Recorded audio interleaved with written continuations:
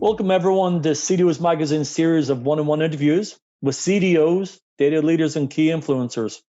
I'm your host, Robert Lutton, Vice President, Sandhill Consultants, and I'm coming to you today from Toronto, Canada, working with the CDO Magazine, MIT CDO IQ Symposium, and the International Society of Chief Data Officers. Today, I have the pleasure of introducing Srinivasan Sankar. Srini is the Enterprise Data Analytics Leader at Hanover Insurance. Welcome, Srini. Hello, Robert. Machine learning, deep learning, AI, it's all the rage, right?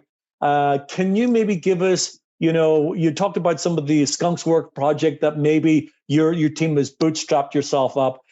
Where do you see the value of these type of technologies, machine learning, AI, deep learning, that can help Hanover as an organization today and in the future? Yeah, sure. So we touched upon a little bit earlier, right? So when I look at the building blocks of AI, so AI is the ultimate goal. So say like the tip of the iceberg. Yeah. And then you have machine learning, analytics, business intelligence, profiling, data quality, that whole data management stack. And then the data is the core foundation. So any strategy and architecture starts at the data. Yes. So you cannot achieve AI without data. So that's why I always say there is no AI without IA being information architecture.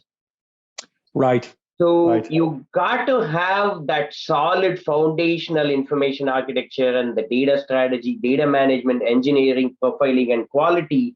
Profiling and quality is so important, right? Like if you feed in bad data to your ML models or AI automation models, like you're going to get bad results. So how bad depends on how bad your data. Yeah, you can probably deal with some amount of data quality anomalies in a small percentage that will result in some skewed results on AI ML models, as long as the confidence rate and interval confidence level is acceptable, which is fine, but you cannot have huge amount of bad data. So that's why like everything starts at the foundational data strategy.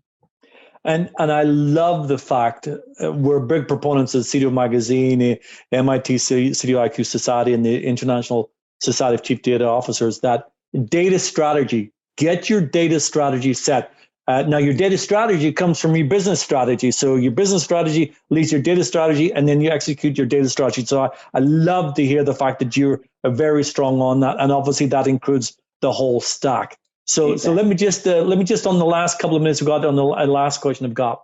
So now you're the head of enterprise data and analytics, and you've no doubt created a center of excellence around maybe some of the best practices that you've created.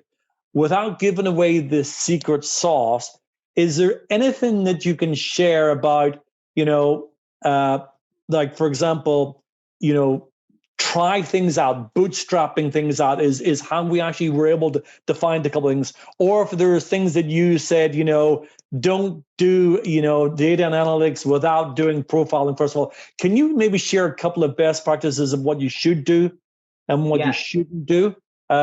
Be helpful for our listeners. Yeah. So one of the things that I followed very diligently is like the discover faster, learn faster, fail faster, and move on.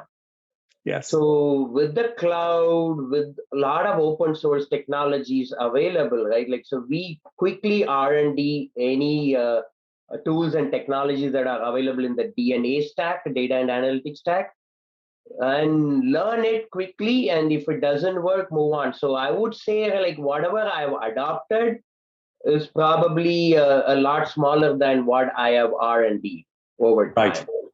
So that's how, like, to quote Randy Beam's like famous book, right? Like Discover Faster, but he like fail faster, learn faster, which is so true, right? Like for all of us data leaders, right? Like, see, we are not like just data strategists or architect or like business savvy folks or project management excellence in within the data leadership, right? Like we also have to be like really, really tech savvy. In fact, the most recent Gartner CDO survey that came out talked about technical skills as the number one skills for a CDO and data leader.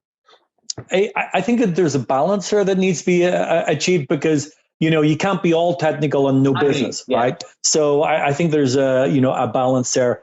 Srini, first of all, thank you for your time today. We've known each other for several years now, and appreciate the time that you've given the CDO magazine to articulate where you're at, where you're going, and how you've been able to get so far so quickly.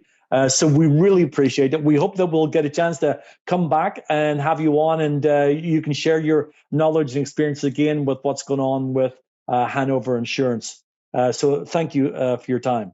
Yeah, absolutely. It's been my pleasure. Like, thank you for having me, Robert. Right, like, so I'm still learning. Like, I don't consider myself an expert in this area. Like, I'm still learning.